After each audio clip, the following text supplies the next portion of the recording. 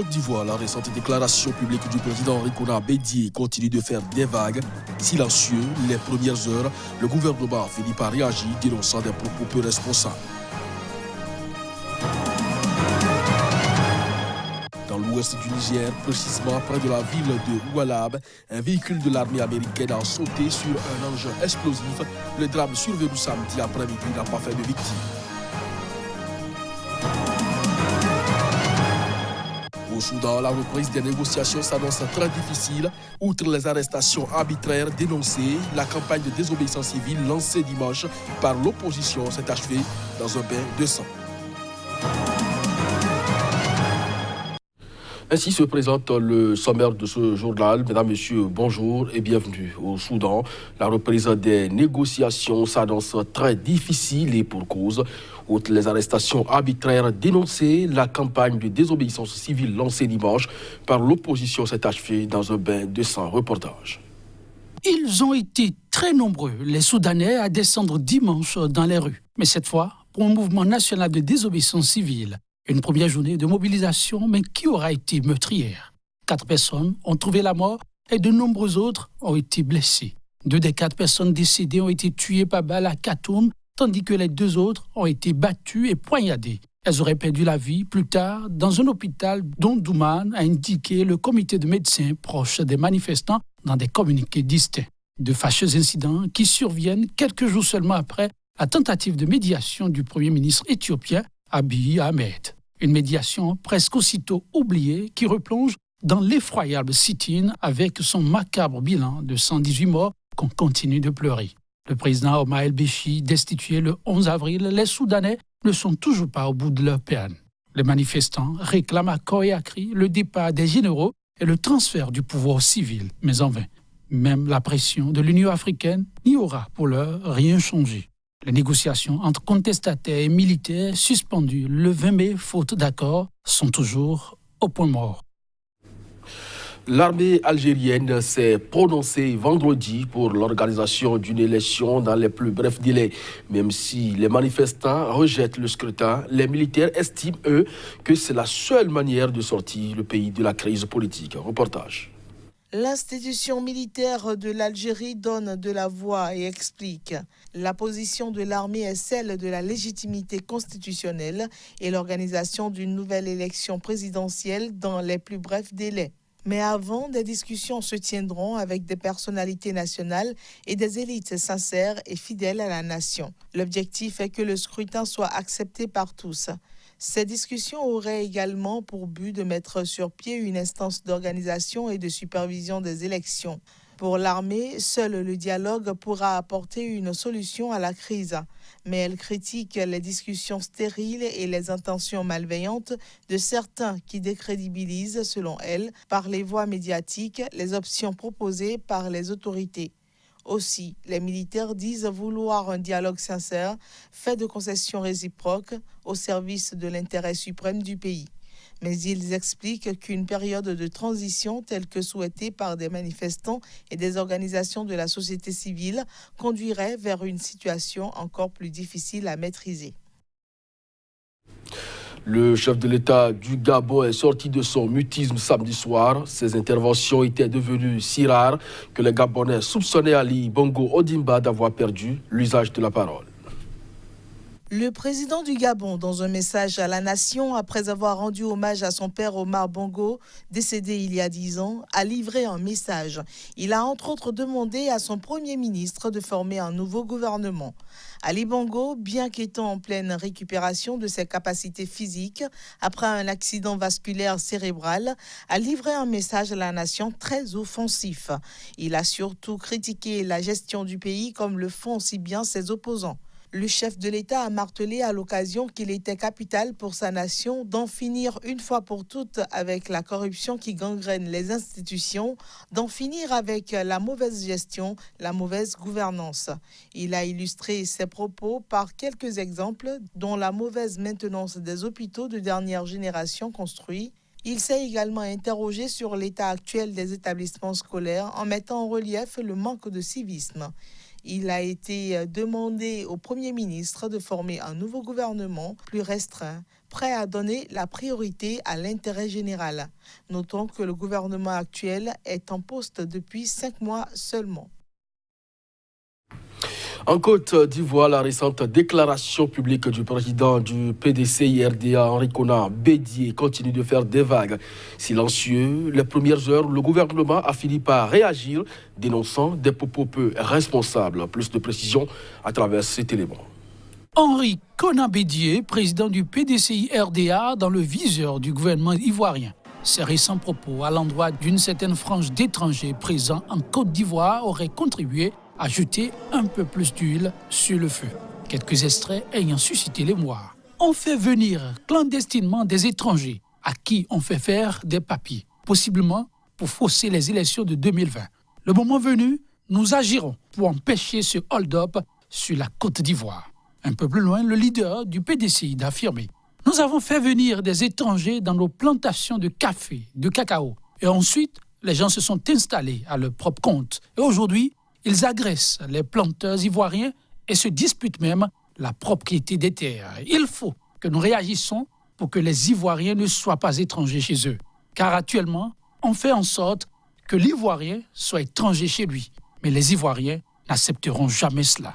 Choqué, le gouvernement, par un communiqué signé de son porte-parole, dénoncera des propos belliqueux d'une extrême gravité pouvant mettre à mal l'unité nationale et la stabilité du pays.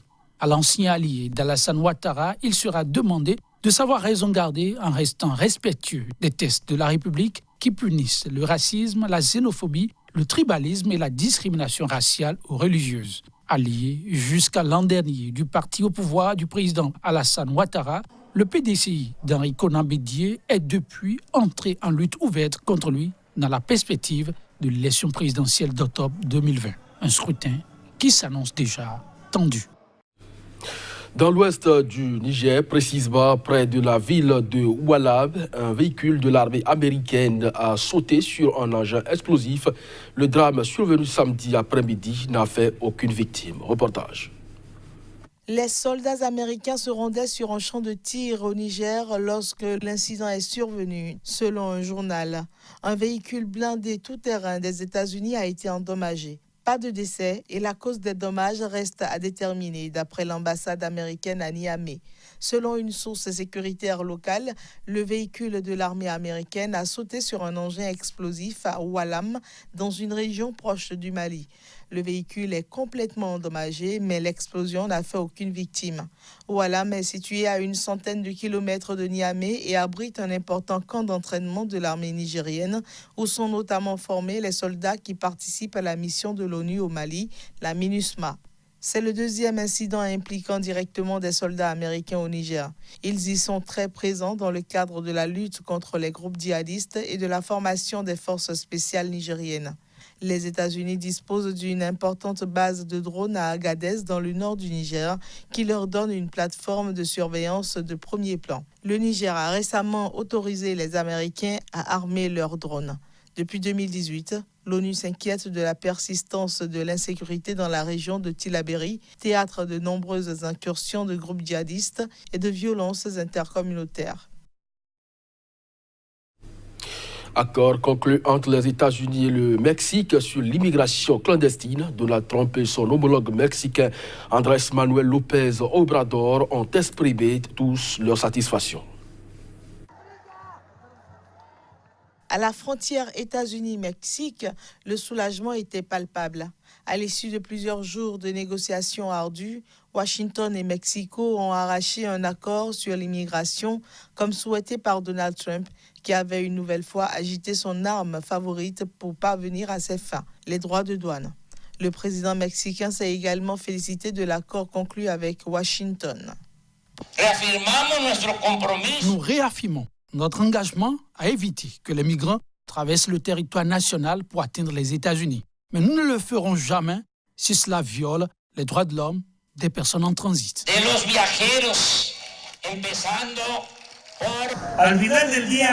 À la fin de la journée, nous ne pouvons pas dire que nous l'emportons sur tous les points que le Mexique souhaitait. Ce ne serait pas honnête. Mais nous avons obtenu des choses. Nous avons obtenu le plus important, Lundi, il n'y aura pas de nouveaux tarifs.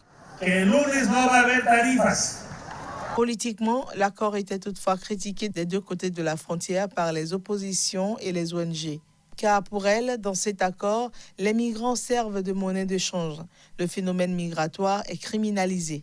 La déclaration commune des deux pays mentionne des mesures sans précédent.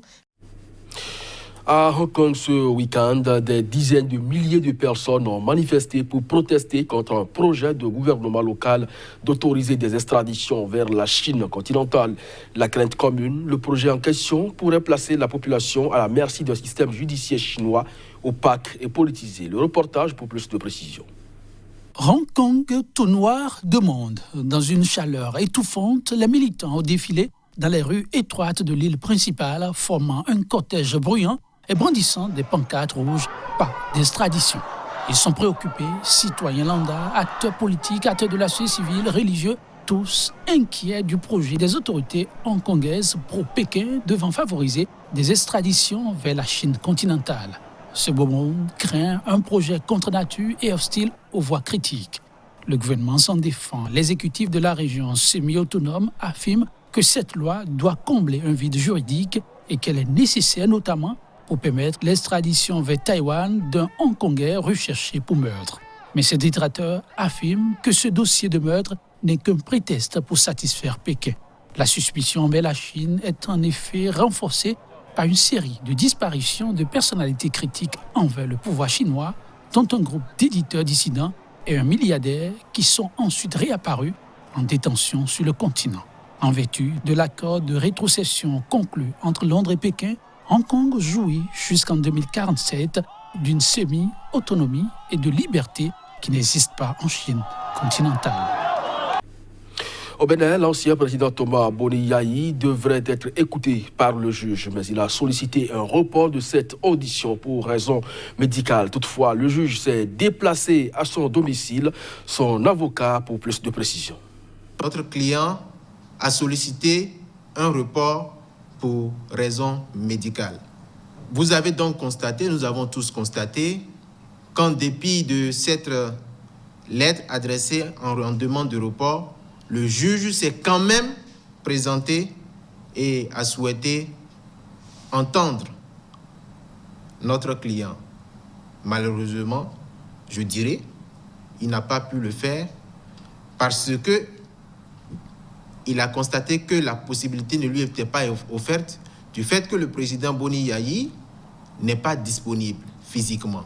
Il n'est pas descendu de sa chambre depuis plus de 2 semaines. Là, si la situation même que vit M. Boni Yayi, du fait de sa séquestration, de son encerclement, était fondée par une décision, on aurait pu dire qu'il y a un conflit de loi entre un instrument juridique international et une loi interne.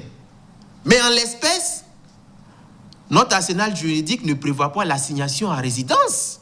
Même dans le code pénal béninois, récemment adopté, il y a une disposition pénale qui réprime, qui punit les atteintes à la liberté contre une personne qui bénéficie d'une protection internationale. Vous lisez l'article 232 du Code pénal. Vous prenez l'article 232 du Code pénal, vous y verrez que toute personne qui bénéficie d'une protection internationale et dont la vie est mise en danger et dont la liberté, et dont il est porté atteinte à la liberté, ces personnes-là s'exposent à des poursuites pénales et c'est une infraction à caractère criminel. C'est criminel. Ce que M. Boni Yayi vit aujourd'hui, les actes dont il est victime aujourd'hui, ce sont des actes criminels. Parce qu'il est protégé internationalement par le protocole de la CEDEAO.